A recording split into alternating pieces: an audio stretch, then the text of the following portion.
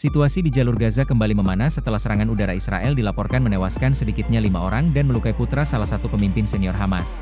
Serangan terbaru ini memperlihatkan bahwa meski pembicaraan damai masih berlangsung, eskalasi militer di lapangan belum benar-benar berhenti. Bahkan, keluarga elit Hamas kini ikut menjadi sasaran dalam rangkaian operasi militer Israel di Gaza. Laporan yang berkembang menyebutkan bahwa putra Khalil Al-Hayya, tokoh penting Hamas yang selama ini terlibat dalam negosiasi internasional, mengalami luka serius akibat serangan udara Israel di Gaza. Informasi tersebut disampaikan pejabat senior Hamas, Basim Naim. Menurut Basim Naim, korban bernama Azzam Al-Hayya sempat menjalani perawatan setelah terkena serangan udara pada Rabu malam waktu setempat. Namun situasinya memburuk setelah serangan menghantam wilayah yang menjadi lokasi aktivitas sipil dan keluarga Hamas. Serangan ini menambah daftar panjang anggota keluarga pimpinan Hamas yang menjadi korban operasi militer Israel. Dalam beberapa tahun terakhir, sejumlah anak Khalil Al-Hayya dilaporkan telah lebih dulu tewas dalam serangan serupa di Gaza maupun di luar wilayah Palestina. Yang menarik, serangan tersebut terjadi di tengah proses negosiasi yang sedang berlangsung di Kairo, Mesir.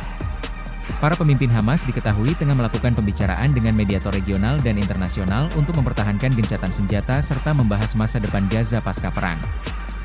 Dalam wawancara dengan media Al Jazeera sebelum kabar kondisi putranya diumumkan, Khalil Al-Hayya menilai serangan Israel sebagai upaya menggagalkan proses mediasi internasional.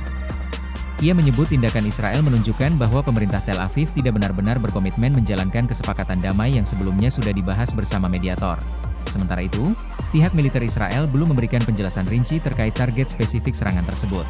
Namun sebelumnya Israel berulang kali menegaskan bahwa operasi udara mereka ditujukan untuk mencegah Hamas melakukan konsolidasi militer dan serangan terhadap pasukan Israel. Di sisi lain, situasi kemanusiaan di Gaza semakin memburuk. Meski sempat ada kesepakatan gencatan senjata pada akhir 2025, serangan sporadis masih terus terjadi dan menyebabkan korban sipil berjatuhan. Laporan dari otoritas kesehatan Gaza menunjukkan ratusan warga Palestina tewas sejak masa gencatan senjata diberlakukan. Sebagian besar korban berasal dari kawasan sipil yang terdampak operasi militer udara Israel. Dalam serangan terpisah sebelumnya, Israel juga disebut menargetkan sejumlah komandan Hamas di Gaza City dan Khan Younis. Operasi-operasi tersebut menjadi bagian dari strategi Israel untuk melemahkan struktur kepemimpinan Hamas secara sistematis. Namun strategi ini terus memicu kontroversi internasional.